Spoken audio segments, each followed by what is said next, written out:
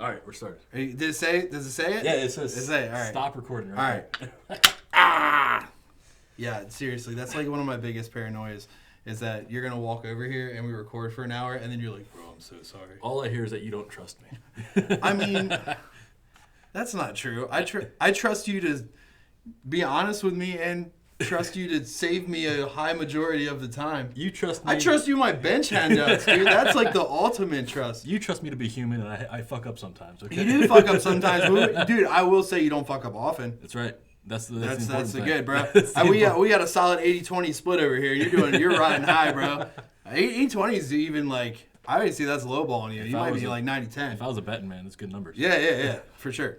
And all the things that have torn me apart, nothing has made me more whole. Covering the good, the bad, and the shit that keeps us going. Straight from the head refs table, I'm your host, Travis Papa Bear Rogers, and you are listening to a Forest Through the Trees, a cave podcast. Here with my man love of my life, because you mean that much to me. And I got my own drink this episode, and you didn't have to fuck that up for me and put a sour taste in my mouth, literally, about you. Carly Master, what's up, dude? What's going on, man? So I wanted to tell you. So I don't know how much this matters because I don't know much about, like, you know me. I'm not super digital savvy. Like, I knew just enough to get this podcast running, and that's right. There's nothing extra about it. Okay. I'm gonna shorten our podcast name. What do you mean? So it'll still be like a Forest Through the Trees, a cave podcast, okay. But I'm gonna relist it on stuff and just say the Cave Cast.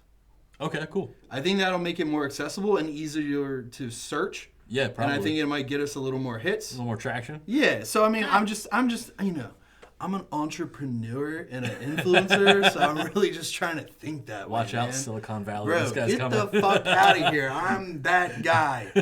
I'm not that guy. But I just thought, I was thinking about it the other day, so I think we're going to do that. No, that makes sense. That's cool. Cool. So, a couple other things. So, I heard we signed up for a fucking meet. Yeah, you want to jump into that immediately? Sure, let's fuck it. Might as well. Yeah, we got something big coming up, something fun we're planning. 4 of us now have signed up. Dude, it is 4. Yeah. 4 of us signed up now from the cave to go out to Virginia Beach at the end of May for all of our first APO meets. Yeah. So that should be fun. So it's me and Carl in Multi to go for some APO qualifiers. Yep. To go to Worlds this coming year. And then we have Bo and Rachel both doing their first meets with us, but also their first meets in gear. In different equipment. I don't know if she's doing gear, but she's doing wraps minimum. Okay. So she's at least making her way to the gateway drug and doing wraps. Wraps minimum, maybe more. We got to get her some gnarly wraps so it just opens the floodgates. What'd you give her last week? She has an old pair of, I know somebody listening to this is going to remember these. They don't make them anymore. The black and neon green Iron Rebel Outlaws. Those are sick looking. They are sick looking. You know who used to squat those all the time? Who? Curtis Miller. Really? Yeah, I used to see Kurt always squatting those. And then they made a new pairs in colorways, but those were the OGs. Yeah, when those came out, everyone was like about that shit. I saw that last week. I was like, now I liked them, but I was a pioneer, man. I got right into strangulators, and then I was like, "What? How can I make this worse?" And then I found Phantoms, and I was like, "This shit hurts. I love this. I like it when it crunches. It feels like it's mildly made out of plastic. That's my jams." Plastic and sandpaper. It is, but yeah. So we're all going down there. Hopefully, put up some big numbers. I'm excited about it, honestly. I'm stoked. You don't know how, like, I mean, I know it's like 19 weeks out right now, and it doesn't even count as a prep. You're that guy. You're that guy. Yeah, you're that guy on the Instagram. No one talked to captions. him in prep. Yeah, don't talk about it. So we decided, like, we've had some good things going. We've had some up and downs this year, and we're excited about the meet. So we really wanted to do an episode which we talked about where it's moments that really defined us and the sport for us, and also ones that almost steered us away or pushed us away in a direction that we saw, or things we didn't agree with that kind of like almost broke the sport for us in certain places. Obviously not too much because we're both still here and we have a fucking podcast about it. Yeah. Obviously it didn't work too well. So Yeah. we're still here. That sounds way better now. Cavecast. I think it fits. Rolls off the tongue. It needs saving dumb voices too. Like, I like it. I feel like I'm like the movie trailer guy now. Yeah, I'm gonna get one of those, like, what's that service called where you pay somebody online to make a video for you? Voice cameo. acting? Cameo. Oh, dude. Oh, I should do cameos. Yeah, get somebody to voice act, like, say the podcast name. In a sport where no one gives a shit about what you do, coming soon, the Cave Cast. Just play that before every episode. Yeah, dude, that'll be sick. Yeah, and then we go, wah, wah, wah. Like, dude, that's what I do want. All right, Soundboard? calling it right now. No pressure. My birthday is coming up next month. If you want to know what I want for me for my birthday, it's probably a super shitty mini soundboard. We don't even have to have a plug-in one. Just get like a Bop It one that's like 5 inches by 5 inches. It's got like 5 sound effects where I can make like a fart noise, a horn, and like something else. A horse. Yeah, dude, the horse would be sick. We gotta do a bear growl. That'd be cool. That'd be cool. Yeah. And And like a PR bell. There we go. There's our 5 sounds. I'll look into that. That sounds fun. Yeah. All right. Anyway, so let's talk about some moments that define. Do we have anything else to talk about before we go on? We talked about training for like a second. Well, yeah, we could. Also, we have put up the sign up for The meet coming up, yes, in June. our meet here in June at the Cave. King of the Cave. It's 6. Shit. Now. King of the Cave 6. Flyers up, poster up. It's live on MPL. It's ready to Sick go. artwork. Yeah. Sick artwork under the guy. I just like the color scheme. Yeah, it is blue cool with the color red. scheme. It's cool. So make sure you sign up for that if you want to be part of the Cave. Be here, shoot the shit with me and Carl, because we'll be fresh back from our meet, which worked out perfect. Because I'm not trying to. That's on the 20th, is it? Well, I do this to myself every time. I know. We fucking run we're super stoked and gonna go hit some mad PRs at a meet, and we're both butt fucking tired. And then we're like, oh yeah, the week or two before we also have to run a meet at our gym. So it's like, and then that weekend it's usually like, what, your last seconds or your last openers, and we're already like fucking fried. Yeah, what's that? It's gonna be like 4 or 3 weeks out, so it's like right there. Thirds and seconds. But I'm glad we're not doing that, and it's after. So we'll be straight chilling. I'll be like, go to meet, do our thing, go to meet, go to wedding, come back, help you run meet here. Good point. Can't wait for that week. So, Carl, since we're talking about training, we're gonna end this podcast on a positive note. So let's talk about some notes. Notes with a hint of shit flavor to it. Why don't you tell the people about what it's like being in your shirt 4 weeks in a row after your coach told you you should only be in it 3 weeks in a row? I heard you posted a really good bench on Instagram, Carl. Yeah, I definitely skipped posting my bench this time. Why is that, Carl? Well, okay, so my coach told me that we shouldn't be in shirts 4 weeks in a row, but on the same day he mentioned, oh, we should put up really good week totals. We should put up a total for the week. We haven't done a weekly total. So I was like, oh, I really want to put up a week total. This is my 4th week in the shirt. Yeah, screw it. Let's go put up a week total. And then I still said, even after I said it, I still said we shouldn't do it. So yeah, it was a great time. I only slightly missed my only touch that I took, and I called it after that because everything felt terrible. It was help me, come and get it. Yeah. So, it really, if you look at the video, and I'll post the video. Following your other podcast, it would have helped. You should just switch your hand placement since you're a man of all trades. Like, it doesn't even matter for you. Yeah, do some for sure. You I should just close crypt it because that's all triced up anyway. Yeah, you're fine. Yeah, I heard you're just a man of so many talents. You could just flip the switch, flip the grip. Don't even matter. What a man. No. The bench was okay working up the boards. It was kind of like I felt slow from the beginning. You kind of know, right from the get if it's gonna move fast or not. I got like right to the touch, and I was like, I don't know if I should do this, but I'm already here. I made it this far. Might as well put the weight on and try it. And I touched a little high, came back to press, and got too far back behind me. I tried to fix it, carry it forward, and it just kept on coasting. Then it was the help me, please. So speaking of help me, please, we might as well start stories on like some stuff that steered us away. Yeah. And then we'll end on a happy note. So we'll tell bad stories first. That's fine. I kind of categorized mine by different like time periods, and I did 3 of each. This one was, I don't know. This one's like sad to talk about. It's a very personal episode. It is a very personal episode. That's okay though. So the first one I wrote down was, it sounds bad when you read it out, loneliness, and James and Travis leaving. So long before Carl, me and my wife and James Mapp were inseparable. We were the 3 Musketeers. We were the trio. We were we them boys, and we rolled every meet together many times. Obviously, James was a lot younger than me. I think when I was competing, he was still 22, 21, 22, so he was still in juniors. And many times we would take best lifter side by side, me, best open, him, best junior. And we just go out there and dominate 181. And then not long after that, into the 198s for the first meet or two. We were very, very close. Honestly, when I met James, he wasn't a sumo puller. I was, which is super hard to believe. Weird to think super hard to believe, yeah. Back when I was smaller, I had hip mobility and it didn't hurt. So I taught him how to sumo pull, and eventually he got way better than me at it because he was pulling like junior world records. I think his best was 821. I thought he was like near an 8 or just over it. It was crazy. And he kind of taught me more. Like, he was a football player, so he taught me more about benching because like I was just kind of like doing my thing, and then I greatly surpassed him in bench. So we both taught each other things and then surpassed each other in those things. Yeah. But more or less, like with the steer away part is we got into, there were some other members of the gym that got into a harmful relationship, a guy and a girl, and they were going through a rough divorce.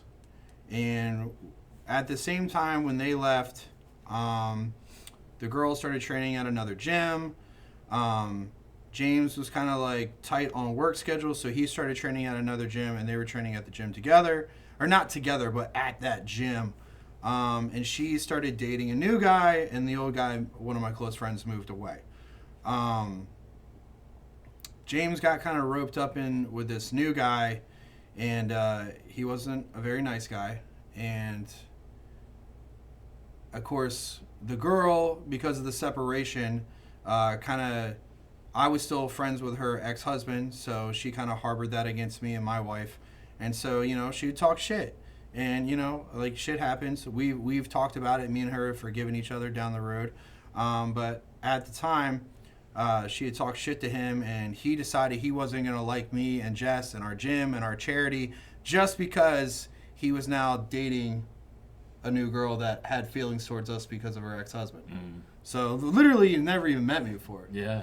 And James kind of got in that group just because they were some stronger guys and kind of guilty by proximity. This guy started talking a bunch of shit, especially in front of James. And James is very, like, neutral, very, like... James is, like, the sweetest person I've ever met in my life. Like, there's not a mean bone in that man's body.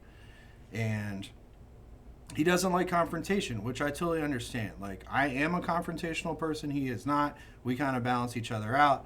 And this guy was talking shit, and, James didn't really defend us and just kind of let it happen. And I was very hurt by that. And then, like, some other stuff happened in his relationship, and it just moved us further and further apart until, here I was with a gym that me and him had always talked about doing together by myself. And after years of talking about, like, I can't wait till we're older, I can't wait till we have money, I can't wait till we save up and we open this place and it's ours. Like, and that was after the barn. So we'd already done the barn together. Like, dude, that broke me for a little bit. I won't lie, I was very resentful. I was very angry. James was the closest friend I had. He was friends with my wife. Like I would give him the shirt off my back. Like, I would do anything for him. And when he dipped, like, that amount of, like, now that looking back at it, like, he had so much life stuff dealing with. So, like, I don't harbor blame against him. But, like, as someone who had never really experienced that, of just someone kind of just, like, leaving you like that, and as far as a friendship goes, dude, that fucking broke me, dude. Like, I didn't feel like I wanted to lift anymore, and when I did, I wanted to lift by myself. I didn't want to talk to anybody, just because it had been me, him, and Jess as training partners for so long, and, like, I was like, fuck this, fuck that guy, I don't need anyone, I can do this by myself. And for a long time, that's how I felt. And another guy did it to me, and then multiple people over the years have done it to me. But I mean, I feel like after that happened, it was a big snowball effect, and, like, it really taught me to keep people more at an arm's distance. And I still say I'm not very good at it. I'm not good at setting boundaries. And for that period of time, man, powerlifting it was different for me. Like, for a very long time, like, yeah, I was getting stronger. Yeah, I was competing, but I felt for a long time I was just going through the motions. Like, it just wasn't the same. It just wasn't, man. And I say this in all honesty, like, I really never got back to that point of, like, hey, this is who I want to be with, this is what I want to do with, until you and me got closer. Mm-hmm. Like, I mean, like, you and me were, like, before we were training together, and we got really close, which is part of your story later on. Right.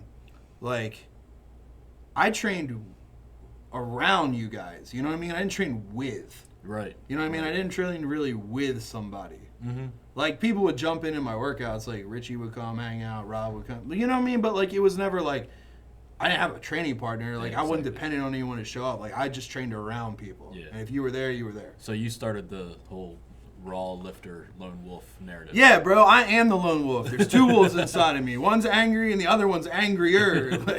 So say somebody's going through something like that that's listening, like where they have like the separation between somebody that they've partnered with and something they're doing in this community lifting wise. Would you say, like, what were you doing? To get through, like, were you just showing up every day, making sure you still showed up just to do what you needed to do? Or was it like you took certain focus on other aspects of it? I mean, when I was younger, I lifted a lot more out of anger. That's for sure. Yeah. So, I mean, like, I was frustrated and angry about that, and I put a lot of that into my lifting. But, I mean, there's been a lot of age-old sayings and different caveats and rephrasing of it, but a lot of people say, you know, determination lasts, motivation doesn't. Yeah, anger can't push you all the way. So, I mean, yeah, this is a habitual sport. Like, you still have, underneath whatever your motivations are, or why you're doing it because you're mad, or fuck them, like, this is mine, like, whatever, like, underneath it all, like, you still have to find a way to enjoy the sport and show up for it. Yeah. Because it's hard. It does get boring. There's shit you don't want to do every week. You know what I mean? Every time I see Walking Lunch, I'm like, yo, fuck this shit. Who's the coach that write this dumb shit? I don't even like him, and it's me. That's why I blame Carl. I just pretend he wrote the program, and I make it through. You gotta look in the mirror one day. You know, that's all it is. But, I mean, I think, like, things like that, and then later on when when USPA East fell apart, and I had to kind of, like, be the guy that step up and, like, took a lot of that and run a lot of stuff and teach people how to do other things and become kind of that guy that everyone was turning to. After, I got better with that, and then I was betrayed by, like, a lot of different people in that other area. Not as a lifting partner, but now as, like, someone who runs meets, someone who does schedules, someone who is higher up in, like, the politics of powerlifting. Right. After betrayals and that, I really wanted to quit. It got old quick. It ran me down. It made me not want to be at my own gym. Like, it's just like watching people constantly forget, like, where they came from and who taught them what. And, like, not that I'm looking for an ass slap or a handout or someone to kiss my ass, but, like, one of the things I think you should always remember is, like, who taught you what and where you came from. Like, because all in all, like, you're not shit without those people. And I'm the first one to admit that. Like, I owe my, if you could call this success, to tons of different people. And I would never go back on that. And just when I constantly see lifters, like, forget that, or just, like, what can you do for me now, not what you've done for me. Like, it's disgusting. And it really leads you to, like, pouring from an empty cup. Like, you just feel like you give and you give and you give, and then, like, you're betrayed by people and other directors and other people you've partnered with and other gyms, and, like, there's been times where I felt like the community, like, abandoned it after we, like, created something special. Like, it makes you want to quit the sport. But if you take all that away, you still have just the bar and the weights and the sport. So that's always, like, kept me in it. even though there's been many times I was like, I don't know if I want to be in it anymore. Mm-hmm. So, well, that was fucking depressing. Damn, dude. Yeah. I mean, I know it. We've talked about it many times before, but like, it's still just so crazy to me. Yeah, you run out of... I don't know. And it's weird because, like, regardless of a lot of that stuff, I still think I'm a pretty trusting person. I know you are, because I have to remind you sometimes, too. And so to not be nice. Yeah. To not be so nice. Because, like, even though I have a gruff persona, I'm aggressive, I'm sarcastic, I'm quote-unquote grumpy and mean. Like, I give shit people all the time, like... Yeah, I mean, I just like that's just who I am as a person, and it sucks because like I always feel like those things do come and bite me in the ass. Pretty much every person I've seen walk in this door, if they've stuck around for a little while and been involved at some point in some aspect, you've been like, hey, well, I have this to help you out. If you want to do this, here's this. I have extra this. Take this, go this way, do this direction, because you've also seen me give it to people who never showed back up again too. Yeah, yeah, sure thing. I know that too. So it's just I don't know. There's just some bad apples, but it seems like there's more bad apples than good apples. But I think it's just because this sport's so ego-driven, man. It's just like you can't let it change. Everybody, whether you're on the meat side of it or the lifting side of it, like everyone wants a piece of something that they haven't quite earned yet. Yeah, and there's not that many pieces to go around. There's not. And most of the time, you're not good on either one of them. Like, I'm just saying, like, it's the true matter of fact. Like, I was laughing because, like, when we talked about the rules, the last podcast, like, everyone was bitch about, like, oh, ruined my chance to go to Sheffield because I gotta, like, change my shit. Bitch, you weren't going to Sheffield anyway. You got a 490 dots. Yeah, 490 dots. They don't even fucking qualify you. Like... That, and I always felt that way about the pro too. And like a 490 dots isn't bad, but that's Sheffield. Like that's what I'm saying. Like, or like people who like just qualified for the pro, and I'm like, you're not even gonna do like top 10, right? Like, well, I thought I was gonna do pro day, bro. You're barely qualified for amateur day. It's all egos, man. It's all egos. Like, why would you go? Oh, this is a whole nother tangent. This is gonna set me the fuck off. Why would you go to nationals if you can't even win your local meet? Why are you going to nationals? If you're a third place lifter at best at a local meet, why the fuck are you going to nationals? Hone your craft. Get better. Stop thinking you're hot shit when you're not. Like, get stronger. Like, and that's not a diss at somebody. It's just like a matter of fact. That's how sports work. If this was a quote unquote sport. It is a sport. It's not a fucking sport. Dude, it is a sport. I'm just saying. It's a sport the same way cavemen throwing rocks is a sport. Hey, I love throwing rocks. That's all it was. I can throw this rock further than that. It is. It's a dick measuring contest, but with barbells and weights. Yeah, and I understand that. But like, if that's the way you're gonna treat it, like, get good at it then. Exactly. I know. Don't go before you're ready. Yeah, exactly. Like I just don't understand people with that. But anyway, that's a whole different podcast, probably. To be honest with you. But yeah. So pouring from an empty cup, giving back too much, and not receiving, like, not even receiving, but just like, how would you say that again? It was like you. Well, I mean, it's. I feel like it always comes from like the betrayal part is always people who I've gotten close with, taught things, given things to, try to help them, navigate their own quote unquote piece of the pie in the sport, and then there's other people who are just like say some wild ass shit to me, and I'm like, bro.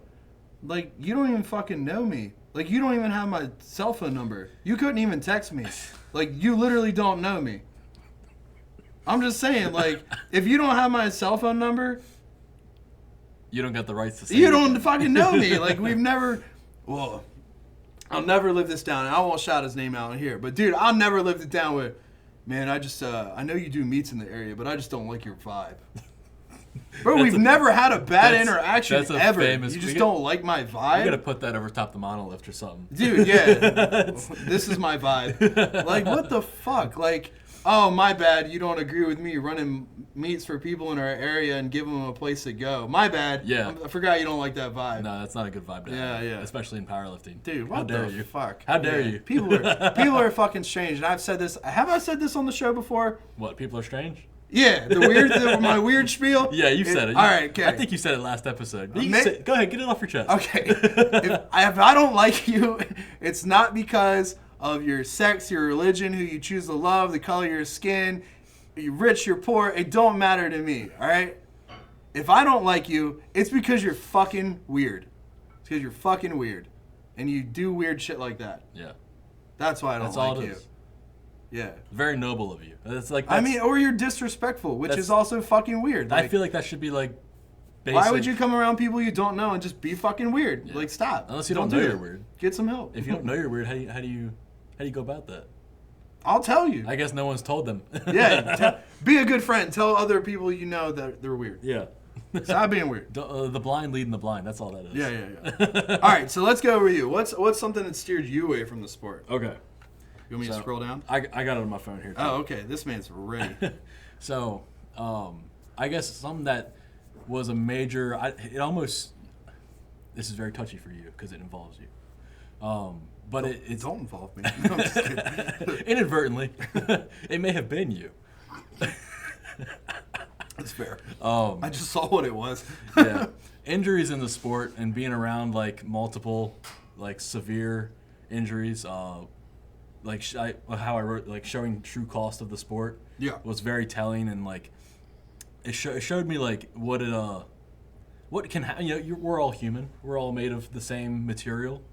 And it can get scary. Your double quad rupture, all the tears and triceps and all that stuff that's been ripped off. And I mean, I think the one that really woke you up for that was the pec. Well, I mean, yeah, because you were standing over top of me and watched it happen. Directly in front. You were front row center. Had the best seats in the house. Yeah, that taught me something though. That it taught me that like you're doing this for a price, and that you're just gonna cash it in eventually. Like there's no ifs, ands, or buts about it. Like, I mean, when you're pushing your body to the limit of like what the weights we're at and like other people are at, no matter like just like it's all subjective to your strength level, but like there is things that can happen and will happen. It's not like it's not if you've like laid your motorcycle down, it's when you're going to.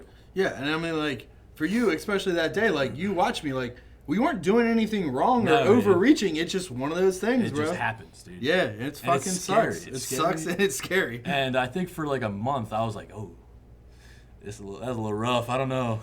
I don't know about all that. You turned more pale than I did. Yeah, it was a scary time. I had to talk you down instead of vice versa.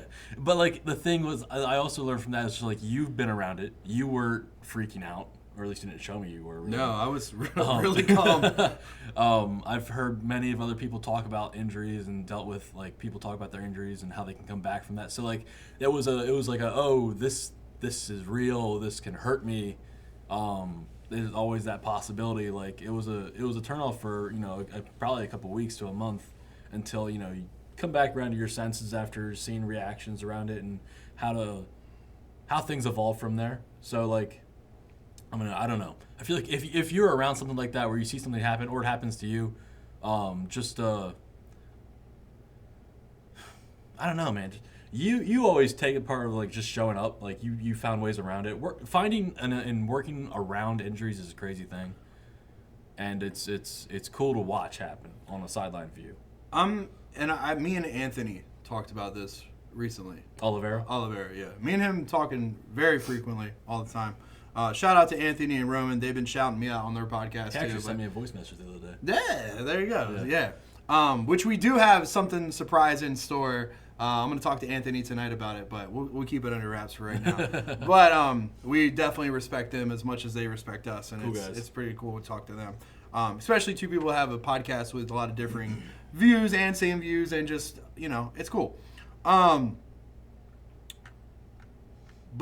I think, like, one thing Anthony was talking about is it takes, like, a certain person. Like, okay, so as a teacher, right? As a teacher. An educator. As an educator. Educator of the youth. For the children. You can't teach motivation. Right. You can't teach somebody to want it. Right.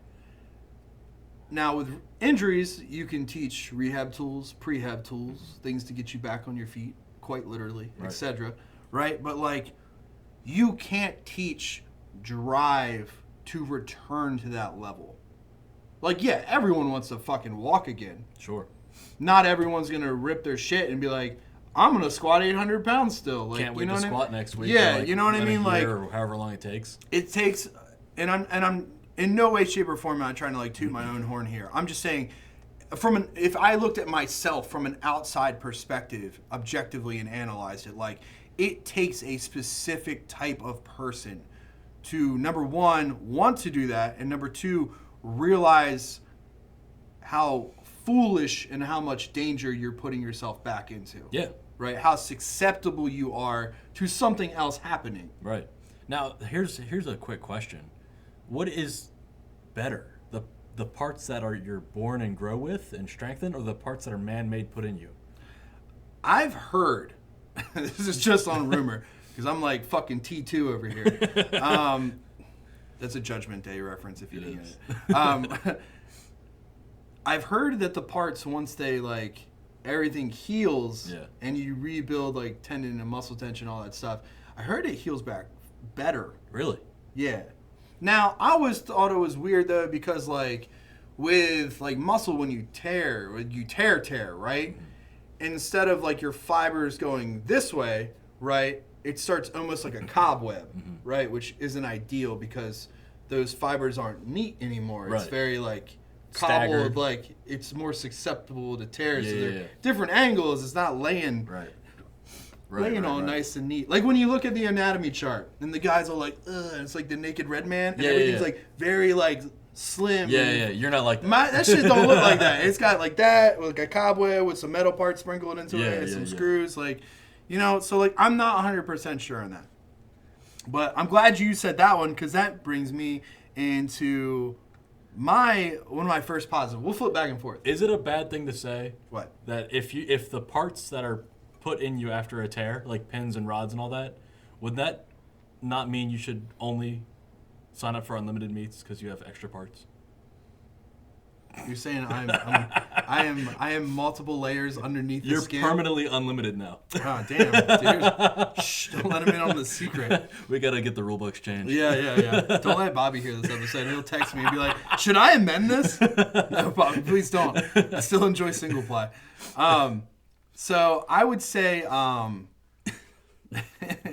of my things that defined the sport for me, basing it off of what Carl has said, is part of that rehab process. Yeah. Like, it's a good twist. Learning, and I wrote down, because this always meant a lot to me. I probably should get this in some sort of symbolic tattoo. The first time you squat again, like, not like the bar, like legit, like 315. About that, what weight was it? Like, I mean, yeah, like 315. I will tell you what, the first time I squat 700 again, like the same weight that took you out. Yeah. And learning that you're not made of glass is like, you can't put that into words. It is life-changing. Like, it's terrifying. Like, I remember all of us were crying. Like, dude, like, it's fucking scary as shit, because everyone's, including you, waiting for you to literally implode. Yeah. Like, your legs just blow the fuck off. Well, last time I was here, this happened. So I think so the first time I loaded 700 again and squatted here at the cave in the monolith with everybody, and learning that like time heals things, like practice heals things, and I'm not always talking about physically, like mentally. When you come back from something like that, like you learn that you love this sport, and you learn that it teaches you something about yourself that you didn't know you had, because you can't just will that up. Like, you can't just, I'm gonna just get under it. Like, it's not like that at all. It's terrifying every time. I would tell Carl, it's still terrifying every time. I've gotten better at masking it, and I've chewed through a lot of toothpicks. That's the cue when I see the toothpick. When I put a toothpick in, Carl knows I'm anxious, which is fine. Like, that doesn't mean it's a bad day. It just means I'm anxious. Yeah. So I chew on toothpicks, including at meets. There's videos of my last couple meets. You'll literally, is that dude squatting with a toothpick in? We gotta read the APO rulebook. Yeah. It's my version of a mouth guard. It's fine. I did have somebody give me shit because they were like, "Are you benching with that? Because you're lying down." It's scary. Yeah, it scares the shit out of me too. I grit my teeth, so it doesn't go anywhere. But learning that you're not as fragile as you think you are is something that redefined the sport for me. That made me say, like, "Hey, like this is where I'm supposed to be. If I could come back from that and still perform at this level, like." I was meant to do this as something I like, as a hobby, at a high level. Like, this was made for me because I was the kind of person that could do that. So I really think that people, and I have so many people, like family and friends too, that are like, oh, like I did this to my toe or my ankle, but then I think of you and I'm like, oh, I'm not a bitch. Like, Travis went through way worse, which is cool and humbling, but at the same time, it's like, I would never wish that stuff on anybody, or to say you need to go through something like that in order to like redefine it for you. But it truly is. I hope you don't get hurt. But I hope if you do, I hope you have the calmness and the demeanor to put things aside and reevaluate and reanalyze and figure out, okay, if I truly love this, how can I get back to doing this in a capacity that I am comfortable with? Whether that be competing, whether that be recreationally bodybuilding, whether that mean just like pursuing another part of strength sports. Like, when you come back from that, in what capacity that you would like to, it changes you as a person, period. It does. I really like how you put that. In like the capacity you choose to come back in. Yeah, because I understand like my vision and my path isn't everyone else's. Like, some people are going to do that and then are going to be like, hey, I'm not going to return to that, but I'm going to help other people not go through that. Or if they do, I'm going to help rehab them. And like, that's your goal now. You know what I mean? Like, that's a different capacity. Yeah. Like, I know Stu. Stu's turned, he's not really competing anymore. You talking about Stu Locke. Kodak? Yeah. And he had, a quad rupture. He was just in the hospital recently. Yeah. Bicep tear. Had I don't want to share his business online. Well, most people know Stu. He had some complications with his surgery. Yeah. They said it was a super rare case. Yeah, but he made it out. Yeah. Shout out Stu. But if you do come back from that, if you choose to, and return to strength sports, man, know that it'll be different for you. But I'd never say it was a bad different for me. And you're only really going to know that about you if you do it. Yeah, if you can do it. We'll cross that bridge when you get there. That's the thing. Yeah. Then you find out. Yeah. That was a good tie-in. Yeah. Find out what you're made of. Some people would say I'm tough. I don't know. I've never claimed to be tough. I'm just a dude that's like, maybe I'm just really fucking stupid. Everyone's listening is like, man, he should just like chill the fuck out. Yeah. Leave it to Carl. You're younger than me. Even your like good things in the sport that like brought you in, I still feel like they have a somber attitude behind it. Maybe it's my delivery. I think it is. Maybe I'm just like internally grumpy forever. Yeah. But just like, I sometimes see the bright side of it. What's your favorite type of book that you teach? It's like you said it was like a early or the Victorian or whatever. What'd you call it? Oh, Gothic era? Gothic era. Yeah. That's how you describe all the things, like that's how you describe everything. You just have that tone behind it. However those books are written, that's how you talk. Like I romanticize powerlifting and somewhere in the background there's a dark, stormy castle. Yeah.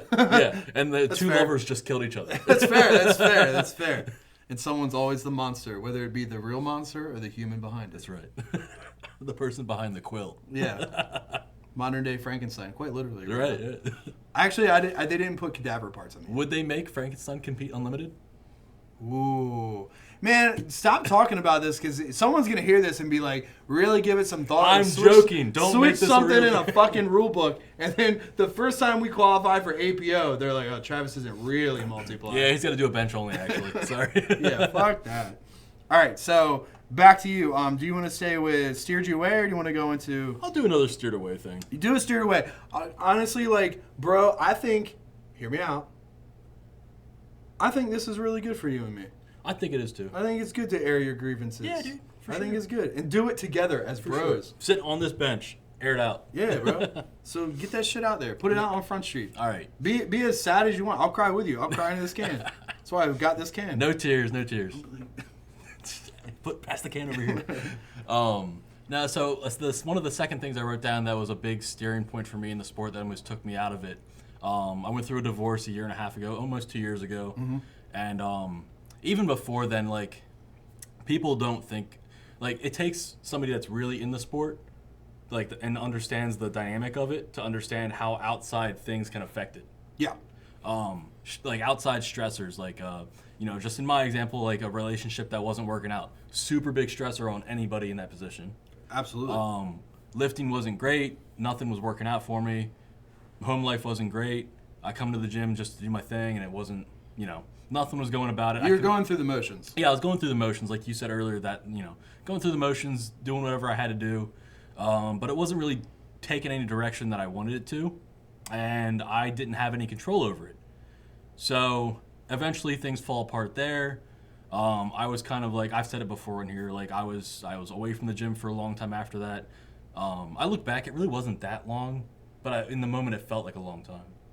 Like, for how much you liked it, it was a long time. Yeah. It was like I felt like I it wasn't like your average gym goer. They're like, oh, I took 2 months off. Right. You know what I mean? It was like someone we see all the time actually training, right, not showing up to train. Now, I'm going to tie this into something that I heard on one of Dave's podcasts. Heidi Hauer was on there, and she talked about how she had one of her best training cycles after something traumatic happened in her life, felt like it was falling apart. I've never met anyone who's had that happen to them, Carl.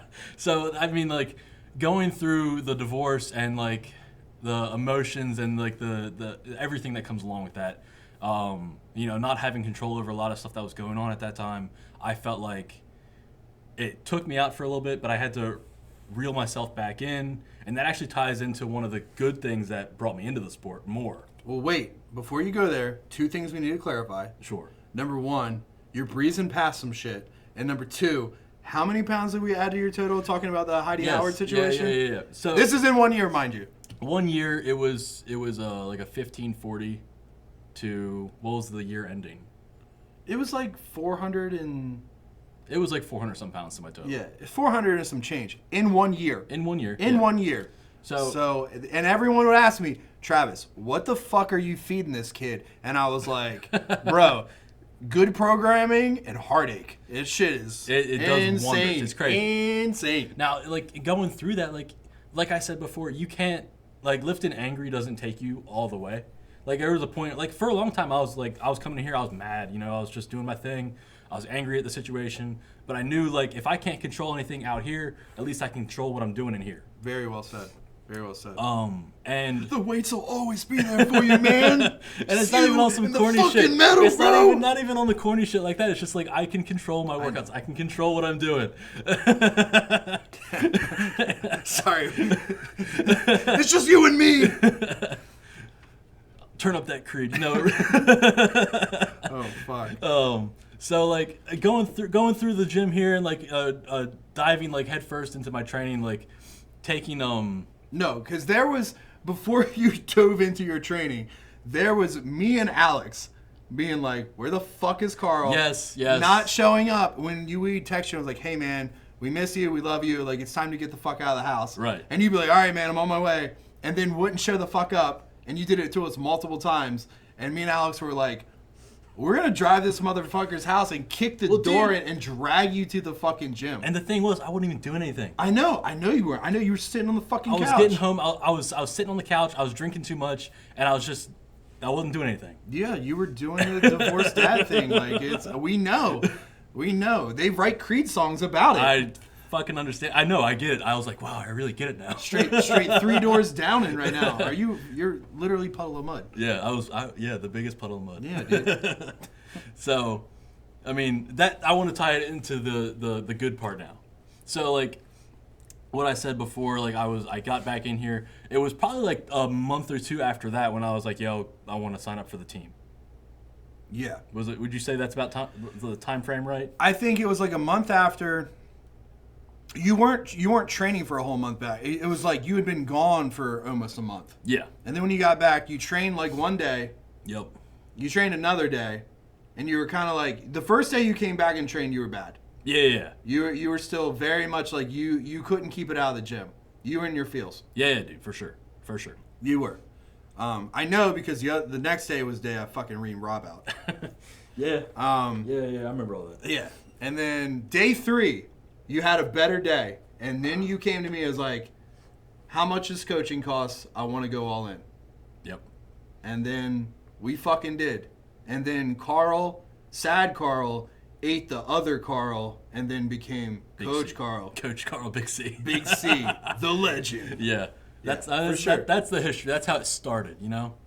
So, I mean, like, going through all that kind of showed me, like, what I really want to do, and I can't just sit on my ass all day. Like, I felt like there's this thing missing. Like, I need to put some energy and direction behind, like, how I feel, like, whatever I'm going through. Like, I just need to do something. And this is what I know. I know these guys. I'm friends with these guys. I love these guys. I'm going back to here. So, that was, like, what took me out and what brought me back in. You know what's really crazy, though? Because so this is why when I told my first half of, like, James leaving and stuff, and he was going through all that terrible stuff, too. Yeah. What always gets me is a lot of that was the same. I know. And I think... 2 different outcomes. Yeah. I and know. It's always hard for me to grasp because you think, like, you flipped it and embraced your friends and embraced close people with you. Right. And then other people who go through that, again, I'm not blaming anyone at all. Other people, like, push everybody away. Yeah, I mean, it just depends on the person. It does. And, like, as an adult, I'm trying to mature and I'm trying to realize that. I'm not fucking perfect and I'm trying. Yeah. But, like, watching you, because, dude, I'll tell you what, I was super fucking scared for the outcome. I mean, dude, we both were. Dude, I know. You both were. I know. But, like... I think dude, I don't know. I'm getting super deep into, like, my inner thoughts. That's fine. Like, that's what this podcast is about, man. So, a lot of, like, what would go through my, like, my mental, like, I thought, like, there's this quote. And I can't remember where I heard it. I think it may have been off of one of Dave's podcasts as well. Probably. Talking to one of the athletes. He said,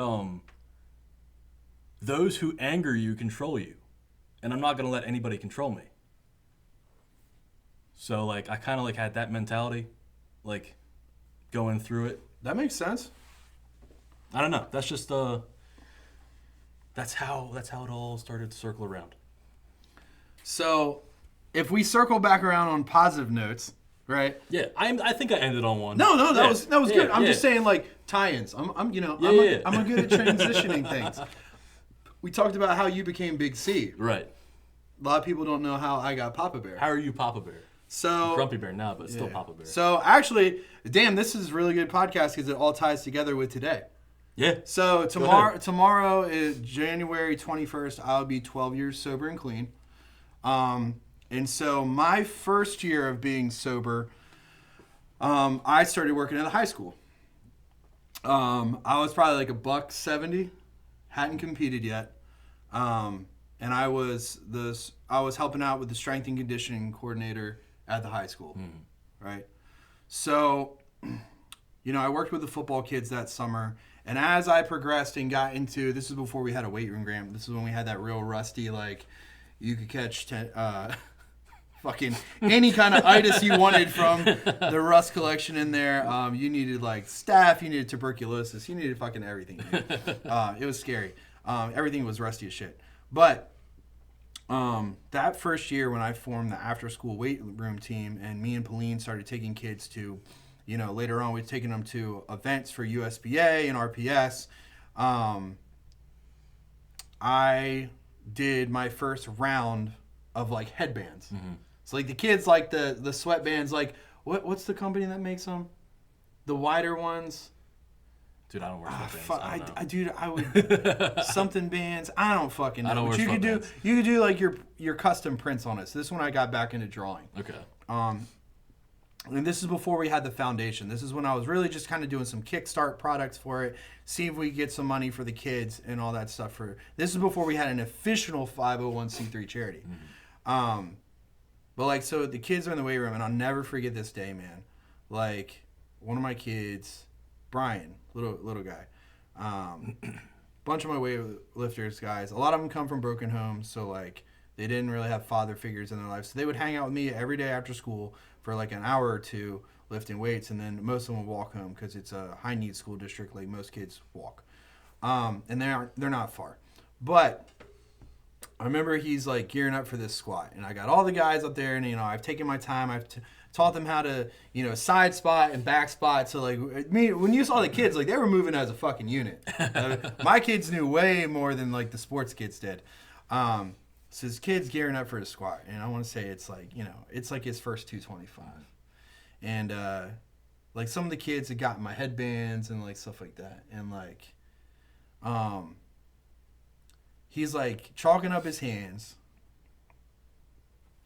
and he looks at me, and he's like they're playing the music, like the kids put on a song for him. I had this like beat ass like fucking some kind of speaker in there the JBLs. For him. Yeah, some kind of speaker in there for him. And he's like, put on my song, like, and they're huffing around and like getting chalk on it, and he like steps towards the rack, and he stops, and he turns and looks at me, and he's like, hold on. I was like, come on, man, like we got like all these other kids that are trying to get like their max out. We got to meet in a couple weeks, like we're trying to ballpark some ideas. Yeah.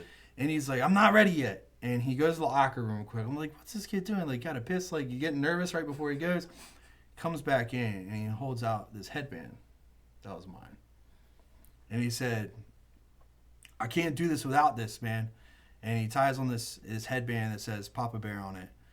Or not Papa Bear. It was before we had Papa Bear. It was just like the skulls, right?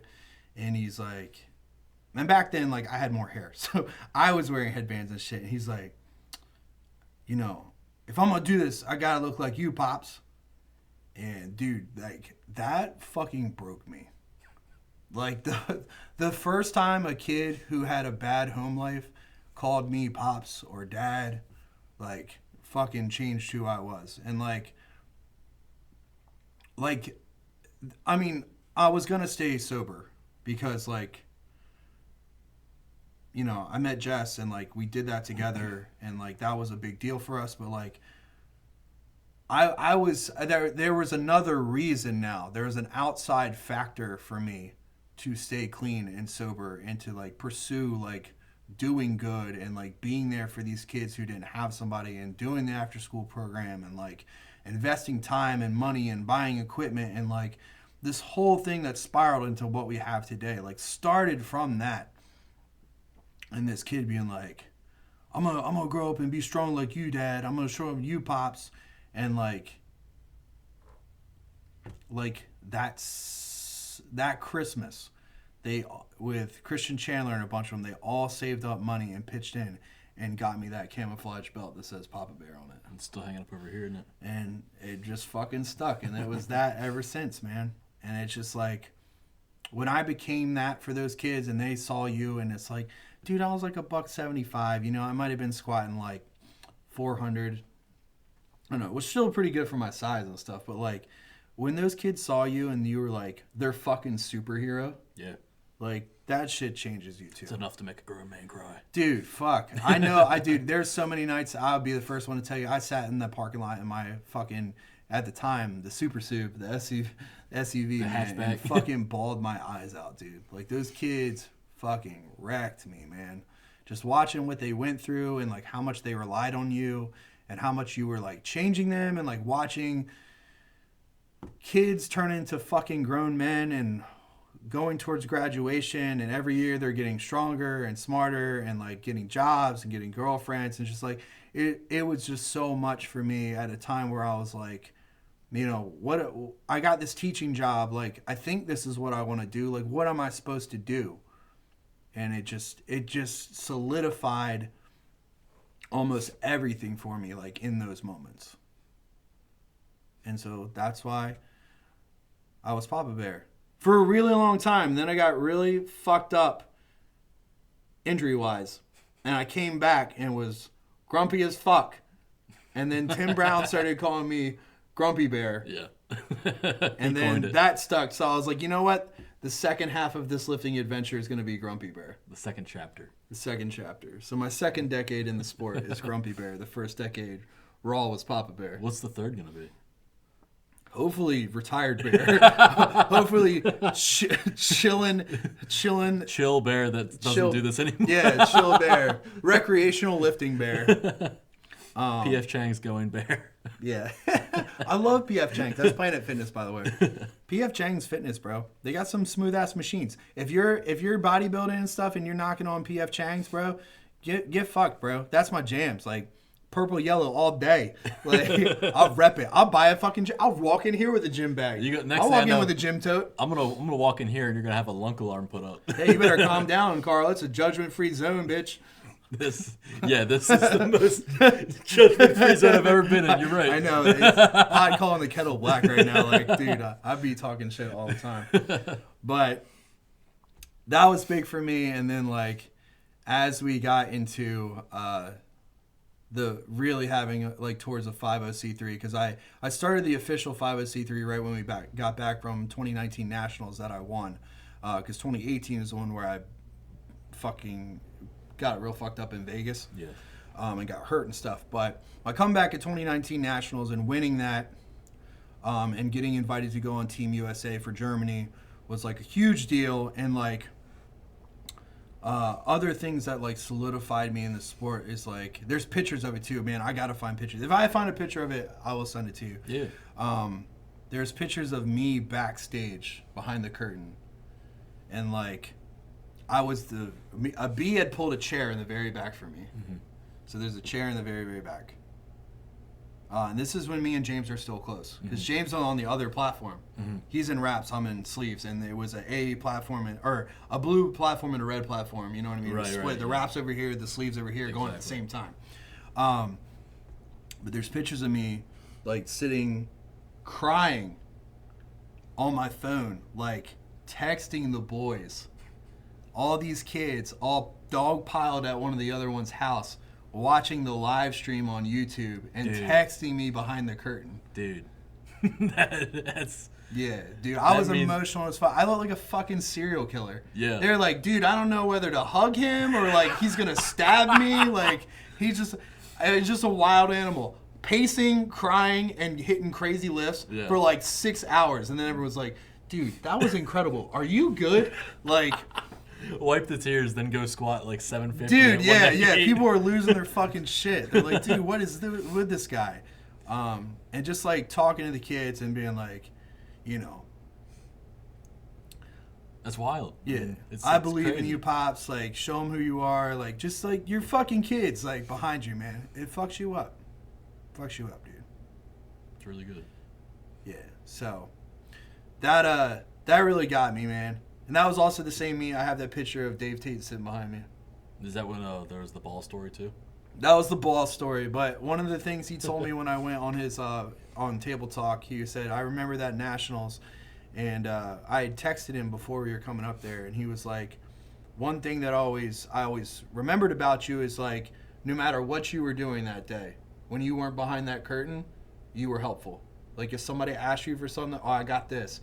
Oh, do you have extra socks? Here you go. Like he said, you never turned somebody away, even though it was your day and you were lifting. Like you always help somebody else out. Yeah. And I feel like I've done a very good job raising you that way because we always help everybody. That's something that's really spoke to me in the sport too. I mean, it depends on who you come up around. You know, that defines on how you're gonna carry I've been saying this for years, dude. It really matters who you come up with and what time you came up in the sport. Yeah, it's who you are. It's got as a huge impact.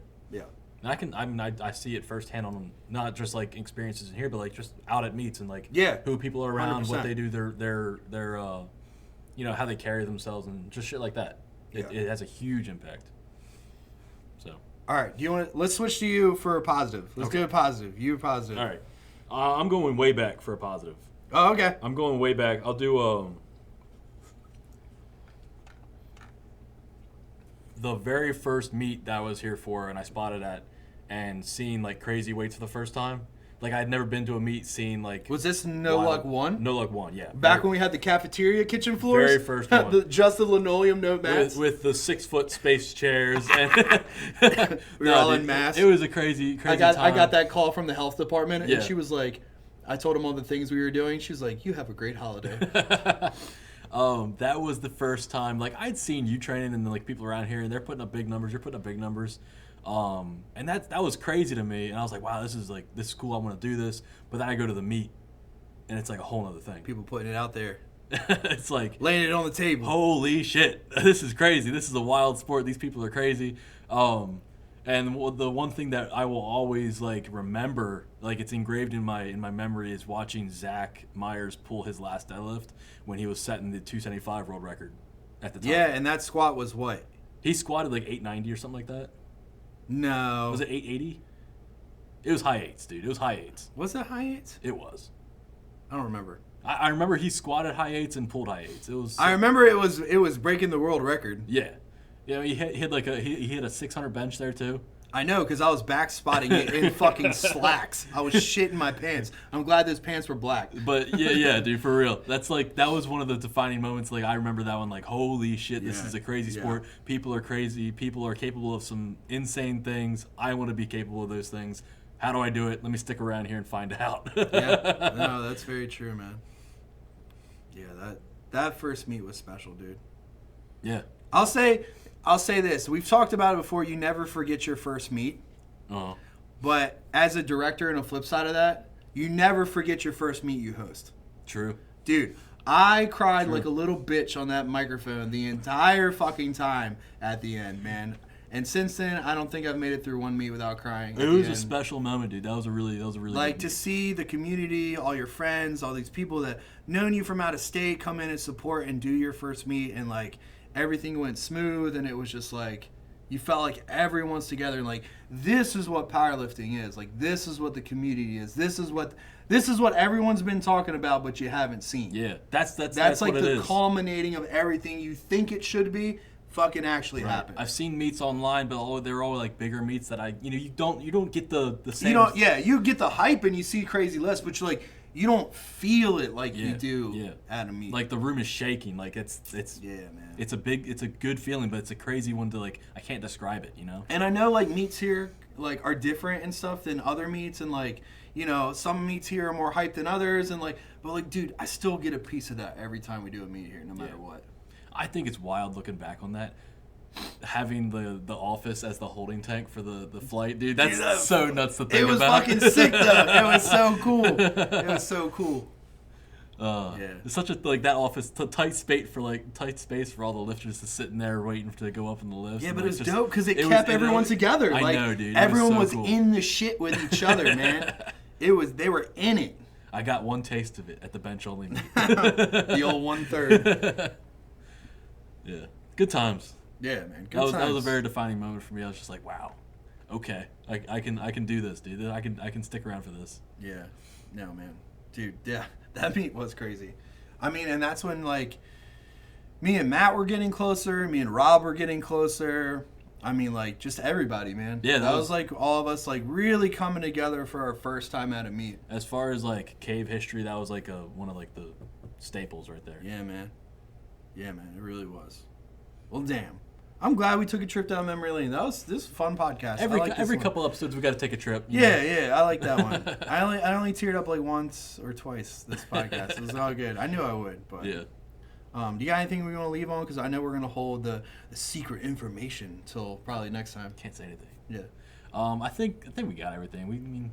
I'm super stoked for our meet coming up. Like we're gonna, I'm gonna say I'm in prep, but I know it's not actually prep. We're gonna try to do the podcast next Tuesday. I heard we're getting a fuckload of snow, so like I don't know if we'll have power here. Yeah, we do got some crazy weather coming up. So we'll see if we get stuck in a blizzard, and if it happens, I know I'll be texting you to come pick me up in the truck, so I can actually make it here with you. I mean, I'm down. I'm down. I'm not taking the Hot Wheels. Yeah. I got the F-150. Come grab you, bro. All right. That's it. Yeah. So if we don't get snowed in, look forward to next Tuesday. With love and grumpy paws, we're out.